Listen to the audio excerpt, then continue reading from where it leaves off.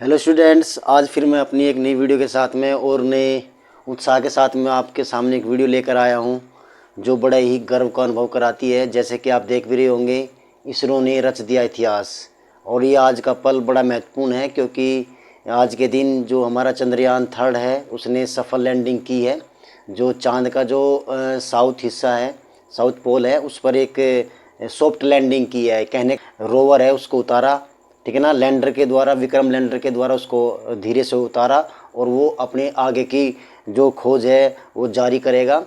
तो बड़ा ही प्रत्येक भारतीय के लिए बड़ा ही गर्व का ये एक पल है। तो इसरो के बारे में जैसा मैं आज आपको कुछ बताने वाला हूँ कि इसरो क्या है, और मैं अपनी बच्चों को क्लासेस में बताता भी रहता हूँ, जो हमारी क्लासेस में पढ़ने वाले बच्चे हैं, इसरो के बारे में।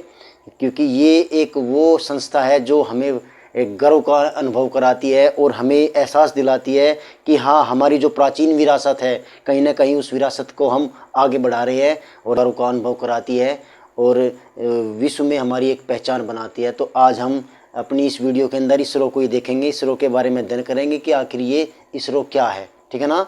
तो इस महत्वपूर्ण क्षण में मैं भी जुड़ जाता हूँ, और सभी कुछ न कुछ अपने स्टूडेंट्स को बता रहे होंगे। तो मैं भी अपने स्टूडेंट्स को आज इसरो के बारे में कुछ अपनी तरफ से कुछ जानकारी देने वाला हूं, और रच दिया इतिहास। तो इसरो सबसे पहले हम कह सकते हैं इंडियन स्पेस रिसर्च ऑर्गेनाइजेशन, हम कह सकते हैं भारतीय अंतर कि इसरो क्या है। सबसे पहली बात यही है कि इसरो क्या है, इसरो की पूरी जानकारी, ठीक है ना। फिर हम देखेंगे भारतीय अंतरिक्ष अनुसंधान संगठन, यानी कि जो कि स्पेस रिसर्च ऑर्गेनाइजेशन इसरो है, उसके बारे में। इसके बाद में इसरो की स्थापना कब हुई, ठीक है ना। इसके बाद में इसरो का मुख्यालय कहाँ है।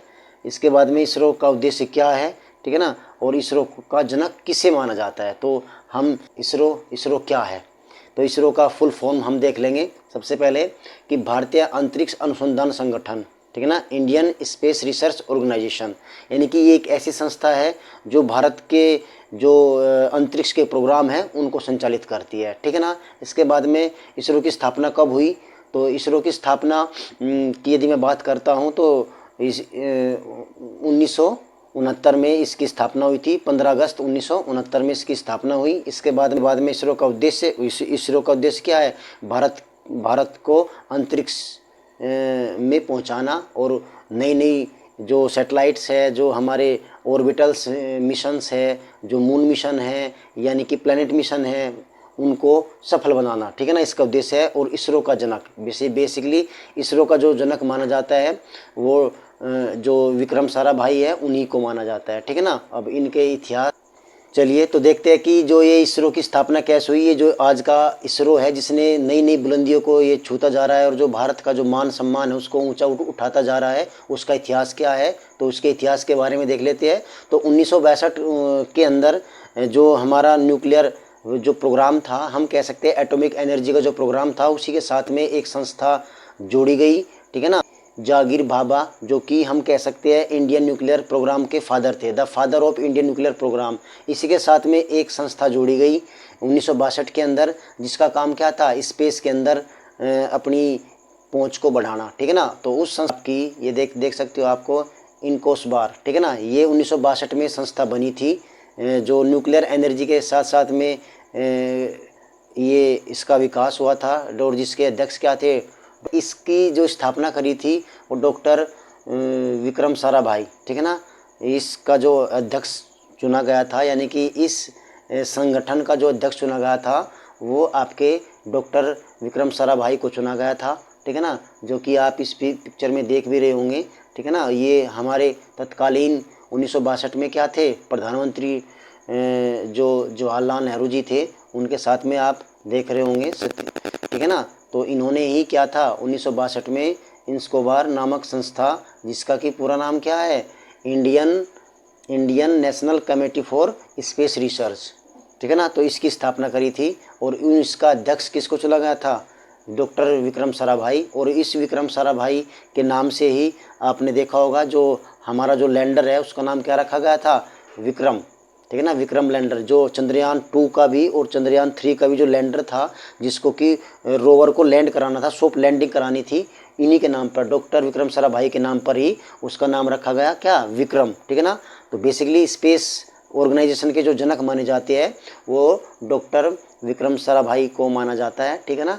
चलिए, तो इसके बाद में हम एक व्यक्ति, आप देख सकते हो किस प्रकार से एक व्यक्ति साइकिल के ऊपर रखकर जो रॉकेट होता है उसको लेकर जा रही है। ठीक है ना। तो ये हमारा अर्लियर मोड था। ठीक है। तो इसमें भी आप देख सकते, और ये आज की हमारी स्थिति है। ठीक है ना, कि किस प्रकार से आज हम अपने PSLV, GSLV और ना जाने कितने प्रकार के सैटेलाइट लॉन्चिंग व्हीकल को हम क्या करते हैं, स्पेस करते हैं। ठीक है ना। तो ये हमारी अर्लियर स्टेज थी जब 1962 में जो विक्रम साराभाई द्वारा एक एजेंसी की स्थापना करी गई। ठीक है ना। तो उस समय क्या स्थिति थी और आज की हमारी क्या स्थिति है। ठीक है ना। तो किस प्रकार से इंडियन आगे बढ़ा। तो ये थे हमारे विक्रम साराभाई, पद्म विभूषण जिनको भी मिला है, जो भारत का एक प्रतिष्ठित अवार्ड है। पद्म विभूषण से इन्हें सम्मानित किया गया है, father of Indian space organization, doctor Vikram Sarabhai. ठीक है ना। और इन्हीं के सानिध्य में आकर कई महान शख्सियत ने इंडियन स्पेस रिसर्च प्रोग्राम को आगे बढ़ाया। ठीक है ना। तो डॉक्टर विक्रम साराभाई। ठीक है ना। तो चलिए आगे बढ़ जाते हैं। इनके बारे में यदि हम बात करते हैं तो सबसे पहले इन्हें ही beginning of the Indian space program, इन्होंने ही क्या करा, एक कल्पना की थी कि हम स्पेस में यानी कि अंतरिक्ष में भी अपनी पहुंच बनाएंगे और हम पीछे रहने वाले नहीं हैं। जहां पर रूस, उस समय का जो हम कह सकते हैं जो सोवियत संघ था, अमेरिका था, इसके बाद जो जापान था, नए आए दिन नई नई बुलंदियों को छू रहे थे, चांद पर जा रहे थे और अपने नए नए प्लान, अपने जो प्लेन थे वे सेट कर रहे थे। ठीक है ना। अपने प्रोग्राम बनाकर आगे बढ़ रहे थे। ठीक है ना। तो वहीं डॉक्टर विक्रम साराभाई ने भी एक क्या किया, एक कल्पना की कि भारत भी स्पेस में अपना स्थान बनाएगा। ठीक है ना। तो चलिए, और इसी का साथ में भारतीय अंतरिक्ष अनुसंधान की स्थापना हुई 15 अगस्त 1969 को। ठीक है ना। हम कह सकते हैं 15 अगस्त 1969 में भारतीय अंतरिक्ष अनुसंधान संस्थान की स्थापना अलग से हो गई, जहाँ 1962 में वो जो इंडियन न्यूक्लियर स्पेस एजेंसी थी उसके साथ में ये क्या था, एक प्रकार का संयुक्त विभाग था। वहीं पर इसको एक अलग से ऑर्गेनाइजेशन बनाया गया, भारतीय अंतरिक्ष अनुसंधान संस्थान। ठीक है ना। और ये वही समय है जब नील आर्मस्ट्रॉन्ग ने पहली बार, ठीक है ना, मैं आपको याद दिला दूं, this is the time where Neil Armstrong the first time in 20 July 1969 step on moon, यानी कि पहली बार चांद पर नील आर्मस्ट्रॉन्ग ने जो पहला कदम रखा था, ये वही समय है। ठीक है ना। तो हमारी स्पेस एजेंसी उस समय क्या हुई, स्टेबली हुई। ठीक है ना। यानी कि एक अच्छे से एक हमारी ऑर्गेनाइजेशन संस्था जो कि आज की इसरो है, जिसने आज इतना बड़ा कारनामा किया है। ठीक है ना। तो उसका क्या हुआ, जन्म हुआ। ठीक है ना। चलिए तो आगे बढ़ो। 1900 हम कह सकते हैं 75 के अंदर, 1975 के अंदर हमने रूस के सहयोग से अपना एक सैटेलाइट कहाँ भेजा, अंतरिक्ष में भेजा, और उस सैटेलाइट का नाम था आर्यभट्ट। ये हुए है आर्यभट्ट, उन्हीं के नाम पर हमने अपना पहला स्पेस कह सकते हैं सैटेलाइट लॉन्च किया। ठीक है ना, अंतरिक्ष में रूस की सहायता से। ठीक है ना। तो ये सैटेलाइट होते क्या है, बेसिकली सैटेलाइट यदि मैं आपको बता दूं, सैटेलाइट यदि मैं बात करता हूं तो सैटेलाइट वे होते हैं जो पृथ्वी के चारों ओर चक्कर लगाती है। ठीक है ना। जैसे आपको पता होगा जो नेचुरल सैटेलाइट है हमारा मून है। ठीक है ना। और जो आर्टिफिशियल सैटेलाइट होती है वे वैज्ञानिकों द्वारा अनुसंधान के लिए अंतरिक्ष में छोड़े जाते हैं और वो पृथ्वी का चक्कर लगाता है। ठीक है ना। तो हमारा सबसे पहला जो सैटेलाइट था उसका नाम क्या था, आर्यभट्ट। ठीक है ना। ये तो जो कि 1975 में रूस की सहायता से हमने अंतरिक्ष में छोड़ा था। ठीक है ना। तो इसके बाद में हम कह सकते हैं इसरो के जो फर्स्ट चेयरमैन थे, यानी कि जो पहले चेयरमैन थे उनका नाम था विक्रम साराभाई। विक्रम साराभाई के बाद में जो दूसरे हमारे चेयरमैन हुए वे डॉक्टर मेनन, और इसके बाद में जो हमारे तीसरे चेयरमैन आए वे डॉक्टर सतीश धवन। ठीक है ना। तो ये हमारे 3 चेयरमैन थे। तो सबसे पहले जो हमारे इसरो के जो चेयरमैन थे उनका नाम क्या था, डॉक्टर विक्रम साराभाई। इसके बाद में विक्रम साराभाई ने जब ये सपना देखा तो उन्होंने एक टीम गठित की, एक टीम बनाई और नए नए जो वैज्ञानिक थे उनको मौका दिया। और इसी कड़ी से जुड़ते हुए इनके द्वारा एक इंटरव्यू रखा गया और नए नए वैज्ञानिकों की भर्ती निकाली गई और उसमें से इनसे जुड़ने वाले वैज्ञानिक का नाम था डॉक्टर APJ अब्दुल कलाम, जो कि बहुत ही कम एज के थे। लगभग 25 साल की एज में जब वे देहरादून से पायलट के एप्टीट्यूड टेस्ट में फेल होकर आए थे और उन्हें क्या था, उनके द्वारा इस इंटरव्यू को दिया गया और इस इंटरव्यू के अंदर डॉक्टर सतीश धवन और मेनन और विक्रम साराभाई, जो उस समय के क्या थे, चेयरमैन थे, उन तीनों ने क्या किया, APJ अब्दुल कलाम को एक कह सकते हैं एक यंग वैज्ञानिक के रूप में और एक रॉकेट इंजीनियरिंग के रूप में उनको अपॉइंट किया और उनके ऊपर भरोसा जताया और इस इंडियन स्पेस रिसर्च को आगे बढ़ाया। ठीक है ना। तो इसमें आप देख रहे होंगे ये सतीश धवन है, इसके बाद में ये हमारे और आप सबके राष्ट्रपति APJ अब्दुल कलाम हैं और ये हमारी आयरन लेडी जिसको हम कह सकते हैं इंदिरा गांधी, उस समय की इंदिरा गांधी। ठीक है ना। तो 1972 की ये घटना है जब ये तीनों आपस में मिले और इन्होंने एक सपना देखा भारत को आकाश में बुलंदियों तक पहुंचाने का। ठीक है ना।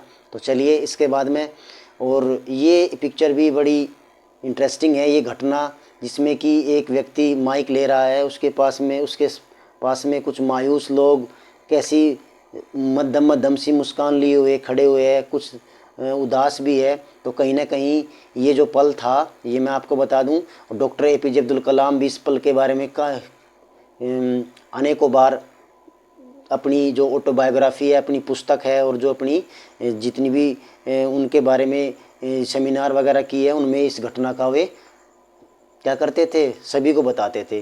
ठीक है ना।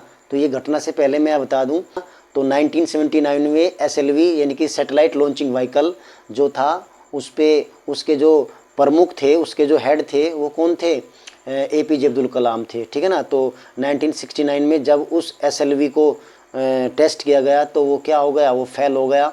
यानी कि APJ अब्दुल कलाम पहले तो पायलट टेस्ट में फेल होकर आए थे, इसके बाद में इन्होंने जब SLV अपना लॉन्च किया, उसमें भी इनको असफलता लगी। ठीक है ना। तो तभी इनके जो हेड थे, यानी कि हम कह सकते हैं इस प्रोग्राम का जो प्रोजेक्ट का जो प्रमुख थे, वे तो APJ अब्दुल कलाम थे, लेकिन उस समय के जो चेयरमैन थे सतीश धवन, वे सामने आए, मीडिया के सामने आए और माइक लिया और उन्होंने सारी की सारी असफलता अपने कंधों पर ली, यानी कि उसकी सारी रेस्पॉन्सिबिलिटी खुद के नाम ली और APJ अब्दुल कलाम को आगे के लिए तैयार किया। ठीक है ना। ये वही घटना थी, यानी कि APJ अब्दुल कलाम इस घटना के बारे में कई बार जिक्र करते हैं कि किस प्रकार से अपनी मेरी असफलता को जो हमारे लीडर थे उन्होंने अपने कंधों पर ले लिया और जब मैं सफल हुआ उस सफलता को मेरे कंधों पर डाल दिया। तो ऐसे होते हैं महान व्यक्तित्व और सतीश धवन के बारे में वे कभी भी इस बात को बताने से नहीं भूलते थे। ठीक है। इंडियाज़ फर्स्ट सैटेलाइट जो कि 1975 ईस्वी में किसकी सहायता से, रूस की सहायता से लॉन्च किया जाएगा। ठीक है ना। इसके बाद में ये वो SLV थर्ड था। ठीक है ना। SLV यानी कि सैटेलाइट लॉन्चिंग व्हीकल जो कि APJ अब्दुल कलाम द्वारा तैयार किया गया था और 1980 में उसने एक सफल उड़ान भरी थी, यानी कि उसने अपना जो हमारा पहला रोनी सैटेलाइट था उसको स्वयं 1980 में स्पेस में पहुंचाया था। ठीक है ना। तो चलिए आगे बढ़ जाते हैं। तो ये थे हमारे विक्रम साराभाई और डॉक्टर APJ अब्दुल कलाम, जिन्हें ये ट्रूली लीडर मानते थे और अपना सबसे हितैषी मानते थे कि यदि हम कह सकते हैं विक्रम साराभाई नहीं होते तो APJ अब्दुल कलाम भी नहीं होते। ठीक है ना। तो चलिए, missile man of the man हम सभी जानते हैं। और ये जो इस प्रकार से यानी कि इन्होंने SLV बनाया, SLV के बाद में फिर इन्होंने PSLV, GSLV और आगे बढ़ते चले गए और इन्हीं से ही टेक्नोलॉजी को इम्प्रूव करते हुए इन्होंने जो भारत की जो मिसाइल प्रोग्राम है उसको आगे बढ़ाया। इसीलिए इन्हें मिसाइल मैन कहते हैं, यानी कि जो अग्नि मिसाइल है जो आज कंट्री से कंट्री यानी कि कॉन्टिनेंट तक वार कर सकती है। 5000 किलोमीटर जिसकी क्या है आपकी, हम कह सकते हैं रेंज, यदि किसी ने पहुंचाई है तो उसका जो मेन हम कह सकते हैं उसका जो मेन श्रेय जाता है वो डॉक्टर APJ अब्दुल कलाम को जाता है। ठीक है ना। जो भारत रत्न से सम्मानित है, ठीक है ना। अग्नि, पृथ्वी, नाग, ब्रह्मोस और ना जाने कितनी सारी मिसाइलें इनके द्वारा बनाई गई, ठीक है ना। तो चलिए ये कुछ मिसाइल्स दी गई है, मिसाइल्स ऑफ इंडिया, ठीक है ना, जिनकी रेंज आज हम कॉन्टिनेंटल मिसाइल हैं, यानी कि हमारी जो अग्नि 5 मिसाइल्स है वो क्या है, कॉन्टिनेंटल ब्लास्टिंग मिसाइल है, यानी कि हम एक कॉन्टिनेंट से दूसरी कॉन्टिनेंट में भी अपनी अग्नि मिसाइल से एटम बम डाल सकते हैं। चलिए इसके बाद में सतीश धवन अंतरिक्ष केंद्र, यानी कि सतीश धवन अंतरिक्ष केंद्र कहाँ स्थित है, तो ये श्री हरिकोटा आंध्र प्रदेश में स्थित है, ठीक है ना। यहाँ से क्या होता है, यहाँ से हमारे जितने भी सेट PSLV और GSLV और कह सकते हैं SLV, यानी कि जितने भी अंतरिक्ष प्रोग्राम है वो यहीं से लॉन्च होते हैं, ठीक है ना। और ये सतीश धवन कौन है, ये सतीश धवन वही है जो तीसरे चेयरमैन बनाए गए थे, ठीक है ना, ठीक है। तो चलिए सतीश धवन अंतरिक्ष केंद्र, जहाँ से अंतरिक्ष के प्रोग्राम, यानी कि हमारे जितने भी चंद्रयान हैं, हमारे मंगलयान हैं, और ये जो आने वाला प्रोग्राम हमारा गगनयान है वो कहाँ से लॉन्च होते हैं, सतीश धवन अंतरिक्ष केंद्र से लॉन्च होते हैं, जो कि श्री हरिकोटा आंध्र प्रदेश के अंदर स्थित है, ठीक है ना। तो ये आगे बढ़ जाते हैं। इसके बाद में यानी कि जैसे ही भारत ने अपने पोलर सैटेलाइट लॉन्चिंग व्हीकल कर लिए, उसके बाद में भारत ने लगातार insect 1A1 A2 insect B insect 3 अपने प्रोग्राम लॉन्च किए, यानी कि ये क्या थे, सैटेलाइट थे एक प्रकार के, जो कि मौसम संबंधी जानकारी, सेना संबंधी जानकारी, ठीक है ना, और भी अन्य जानकारी ये हमें उपलब्ध करा रहे थे। जैसे कि एजुकेशन के लिए एक एजुसेट छोड़ा गया था 1966 में, ठीक है ना, और टीवी संबंधी सैटेलाइट, तो ये क्या थे, the Indian national satellites INSAT, ठीक है ना। ऐसे बहुत सारे INSAT program, INSAT A INSAT B INSAT 1 2 3 और बहुत सारे चीज़ें लॉन्च की गई स्पेस के अंदर, ठीक है ना। और ये किसके द्वारा की गई, इसरो के द्वारा की गई। ये आपका एक सैटेलाइट दिखा दिया है। इसके बाद में इंसेट फर्स्ट से, यानी कि Indian satellites, Indian national satellites, ठीक है ना, फर्स्ट A। तो ये चीज़ें है, यानी कि टेली कम्युनिकेशन के लिए, टेली मेडिसिन के लिए, टेली एजुकेशन के लिए, मोबाइल सैटेलाइट सर्विस के लिए, विलेज रिसोर्स सेंटर के लिए सैटेलाइट, इन सब का लॉन्च किया गया इसरो के द्वारा। और आज भारत को बुलंदियों तक पहुंचाने का यदि किसी का श्रेय है तो वो इसरो का ही है, ठीक है ना। तो चलिए आगे बढ़ जाते हैं। ये हमारे लॉन्चिंग व्हीकल है जिनके द्वारा हम सैटेलाइट्स को अंतरिक्ष में भेजते हैं। तो सबसे पहला SLV satellite launching vehicle third, जिसको सबसे पहले मैंने बताया APJ अब्दुल कलाम द्वारा बनाया गया था। 1969 में वे फेल हुए थे। पुनः 1980 में उन्होंने इसका सफल क्या था, प्रयोग किया था, ठीक है ना। इसके बाद में ASLV आता है, ठीक है ना। इसके बाद में आपका PSLV आता है, साथ में GSLV आता है, जियोस्टैटिक्स लॉन्चिंग व्हीकल, ठीक है ना। और ये हमारे कुछ क्या है, ये वे हमारे व्हीकल है जो कि हमारे सैटेलाइट्स को अंतरिक्ष में लेकर जाते हैं, ठीक है ना। तो इनके बारे में डिटेल दी गई है किस प्रकार से क्या है। चलिए, तो ये हमारे क्या है, पोलर सैटेलाइटिंग लॉन्चिंग व्हीकल है, ठीक है। तो आगे बढ़ जाते हैं। अच्छा चलो तो भारत के बारे में एक और महान चीज़ के बारे में हम बात करेंगे, राकेश शर्मा। यदि स्पेस की बात हो रही है और हमने राकेश शर्मा की बात नहीं की तो कहीं ना कहीं हमारी वीडियो क्या है, अधूरी है। तो बच्चों को राकेश शर्मा के बारे में भी पता होना चाहिए।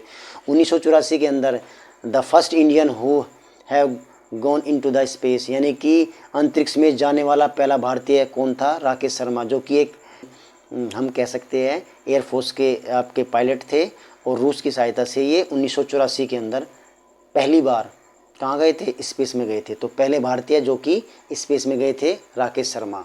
चलिए, तो wing commander Rakesh Sharma turns 66 today, यानी कि India's first man in space, ठीक है ना। और ये NDA से इन्होंने एयरफोर्स ज्वाइन किया था, ये इनके बारे में कमीशन लिया। और ये 1984 become the first Indian to travelling in space as part of the joint effort between ISRO and Soviet Union, यानी कि रूस के साथ इन्होंने क्या किया, अपने पहला स्पेस ट्रैवल किया। 7 दिन और कितने, 7 दिन 21 घंटे और 40 मिनट तक ये स्पेस में रहे, ठीक है ना, ऑर्बिट स्टेशन में रहे। चलिए, तो बात कर लेते आगे बढ़ जाती है।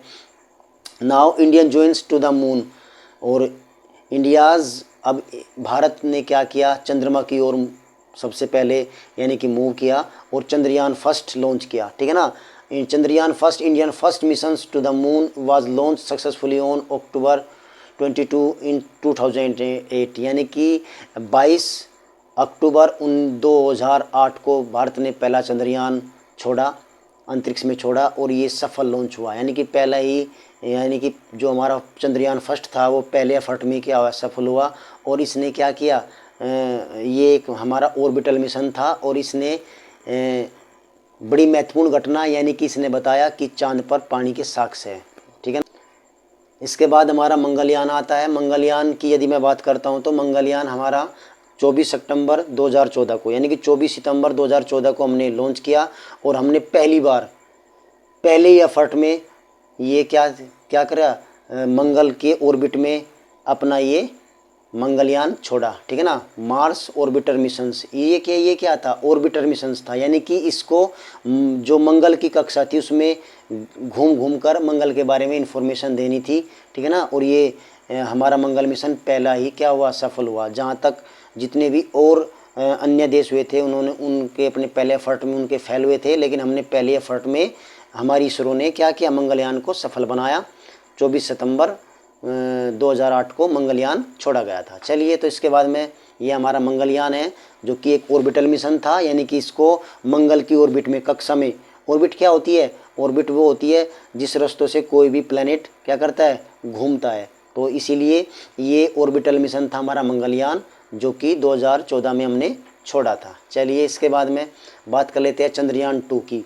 चंद्रयान 2, ठीक है ना। इसके बाद में चंद्रयान फर्स्ट के सफलता के झंडे गाड़ने के बाद में हमने चंद्रयान 2 का प्रोग्राम बनाया और इसके अंदर हमने केवल ये हमारा ऑर्बिटल मिशन नहीं था, इस बार हमको सॉफ्ट लैंडिंग करानी थी, यानी कि चांद के ऊपर हमें उतरना था, हमारे रोवर को उतारना था, ठीक है ना। और इसी चंद्रयान सेकंड के अंदर हमने विक्रम लैंडर और एक रोवर जिसको प्रज्ञान रोवर कहते हैं, जो कि एक प्रकार का रोबोट था, उसको क्या था, चांद की जो भूमि थी, ज़मीन थी, उसके ऊपर चलकर खोज करनी थी, ठीक है ना। तो बात कर लेते हैं चंद्रयान सेकंड की, ठीक है ना। तो अप्रैल 2018 में इसको लॉन्च किया गया था, ठीक है ना। और इसमें कितना 1800 करोड़ का खर्चा था, ठीक है ना। 1800 करोड़ का इसमें स्पेंड हुआ था। और ये क्या था, ये अपने अंतिम चरण में जाकर क्या हो गया था, फेल हो गया था। और क्योंकि जो हमारा जो लैंडर था वो सीधा जाकर क्रैश लैंडिंग करी थी, ठीक है ना। और ये हमारा जो क्या था, चंद्रयान सेकंड था, ये मिशन हमारा असफल हो गया था, ठीक है ना। और इस असफलता के लिए, ठीक है ना, प्रत्येक भारतीय को क्या होता, बड़ा ही दुख हुआ था, गहरा धक्का लगा था। और जो उस समय के चेयरमैन थे SC वान, ठीक है ना, वो आप देख सकते हो किस प्रकार से भारत के प्रधानमंत्री जो इसरो के चेयरमैन थे SC वान, उनको किस प्रकार से वो दिलासा दे रही है कि अभी मंजिल हमारी दूर नहीं है, आपने बहुत अच्छा काम किया था, ठीक है ना। तो आप इस पिक्चर में देख रहे हो जो उस समय यानी कि चंद्रयान 2 के फेलियर के समय जो चेयरमैन थे इसरो के SC वान, वो किस प्रकार से दुखी है कि हमारा जो प्लान है यानी कि जो हमारा मिशन है वो असफल हो गया, ठीक है ना। और ये क्या था, ये केवल शुरुआत थी और हम आगे चलकर इस दिन की वजह से ही आज हम सफल हो पाए हैं, ठीक है ना। यानी कि इनके एफर्ट के द्वारा ही आज हम सफल हो पाए हैं। चलिए, तो आगे देख लेते हैं। ये हमारे क्या थे, ये हमारा लैंडर विक्रम था जो कि उसको उतरना था, ये हमारा प्रज्ञान रोवर था। और चंद्रयान 3 के अंदर ये ही लैंडर है विक्रम और ये ही क्या है, प्रज्ञान रोवर है, ठीक है ना। चलिए, तो ये हमारे दो चेयरमैन इसरो के, दो महान हस्तियाँ हैं। ये हमारे क्या है, ये उस समय के चंद्रयान 2 के SC वान और ये आज के यानी कि जो आज के इसरो के चेयरमैन हैं जिनका नाम क्या है, सोमनाथ, ठीक है ना। ये फ़िलहाल चेयरमैन है, ठीक है। तो इनकी बात कर लेते हैं। और इसके बाद में चंद्रयान 3, ठीक है ना, India is on mission moon, यानी कि ये आपके चंद्रयान 3 है जो कि आज हमने इसका जश्न मनाया, इस खुशी का हमने जश्न मनाया और हम सब मिलकर इस खुशी में इसरो की शामिल हुए। और इसरो ने हमें एक इसकी जो लॉन्चिंग हुई थी वो जुलाई 2019 के चंद्रयान 2 के बाद में हुई थी, ठीक है ना। जैसे ही वो फेल हुआ था तो उसके बाद में इसका प्रोग्राम रखा था। इस लॉन्चिंग अच्छा, नो नो नो, अच्छा चलिए, तो चंद्रयान 3 के बारे में कुछ देख लेते हैं। तो ये चंद्रयान मिशन चंद्रयान 3 चंद्रयान 2 के बाद में शुरू हुआ, और ये लॉन्चिंग व्हीकल मार्क 3 से लॉन्च किया गया, ठीक है ना। इसके लिए क्या है, 14 जुलाई 2023 को इसको लॉन्च किया गया। इसके बाद में इसका रॉकेट का नाम क्या था, LVM 3 लॉन्चिंग व्हीकल मार्क 3 था। स्थल क्या था, सतीश धवन अंतरिक्ष केंद्र श्रीहरिकोटा से इसको लॉन्च किया गया था। इसके बाद में इस एजेंसी का नाम क्या था जिसने इसको लॉन्च किया, इसरो था। इसके बाद में इसमें जो कुल लोड था वो कितना था, 2900 किलोग्राम, ठीक है ना। इसके बाद में इसका उद्देश्य क्या था, चंद्रमा की सतह पर सुरक्षित एवं नरम लैंडिंग करना था, सॉफ्ट लैंडिंग करना था, जो कि इसने कर दिखाया। इसके बाद में रोवर को चंद्रमा पर घूमते हुए प्रदर्शित कराना था और यथास्थान वैज्ञानिक प्रयोगों का संचालन करना था। अभी ये अपना काम करने वाला है रोवर प्रज्ञान रोवर अभी अपना काम करेगा, ठीक है ना। आगे इसके बाद में हम बात कर लेते हैं, मॉड्यूल के 3 हिस्से थे, यानी कि इसके 3 पार्ट थे।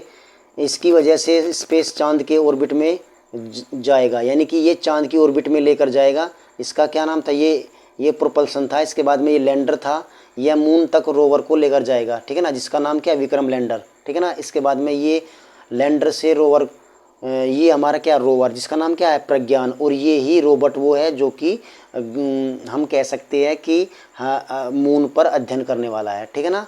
तो ये हमारा कुछ इसके बारे में था। ये थोड़ा सा इसरो के बारे में भी है। इसरो 15 अगस्त 1969 विक्रम साराभाई ने इसका स्थापना करी। इसका मुख्यालय क्या है, बेंगलोर में है, कर्नाटक में इसका क्या है, हेडक्वार्टर है।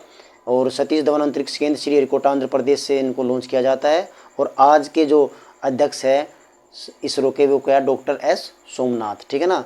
तो ये कुछ चीज़ें हमने देखा किस प्रकार से हमारे चंद्रयान के बारे में देखा कि चंद्रयान क्या था जिसने कि हमें आज प्राइड होने का गर्व की अनुभूति कराई है। हम सभी के भारतीयों के दिल आज गदगद है और जोश से भरे हुए हैं, और भारत की छलांग बड़ी लंबी है और आगे हमारे कई मिशन और आगे लेकर जाएंगे। और भारत का जो ये स्पेस एजेंसी इसरो है वो आगे भी कई योजनाएं जैसे गगनयान पर वर्क कर रही है, कि उम्मीद नहीं विश्वास भी है कि गगनयान भी हमारा सफल होगा और भारत स्पेस में अपने इसी तरह से झंडे गाड़ता रहेगा। और भारत आज भारत की ये जो इसरो एजेंसी एक भरोसेमंद एजेंसी बन गई है, यानी कि जहाँ साइकिल से इसने स्टार्ट किया था और आज वर्ल्ड में इसने अपने GSLV PSLV के द्वारा अपने इतने सारे सफल प्रोग्राम किए हैं कि ना। तो इसी के साथ हम अपनी इस वीडियो को समाप्त करेंगे और आगे भी हम वीडियो लेकर आते रहेंगे और अपने इस इसरो के बारे में हम जानते रहेंगे। और कभी भी अब इसरो के बारे में हम नहीं भूलेंगे। कोई भी बात यदि आती है इसरो की तो आपको भली भांति पता रहेगा कि आखिर इसरो क्या है और किस प्रकार से इस इसरो की स्थापना हुई, ठीक है ना। वो सब हमने देखा, इसका इतिहास हमने देखा इसरो का, ठीक है ना। यानी कि इंडियन स्पेस रिसर्च ऑर्गेनाइजेशन के बारे में हमने बहुत कुछ जाना, ठीक है ना, जो कि आज चंद्रयान 3 ने हमें मोटिवेट किया कि हम भी इसके बारे में कुछ अपने बच्चों को बताएं और उन बच्चों को कुछ जानकारी दें, भारतीय स्पेस एजेंसीज़, ठीक है ना। तो हम इस वीडियो को समाप्त करेंगे। Thank you very much.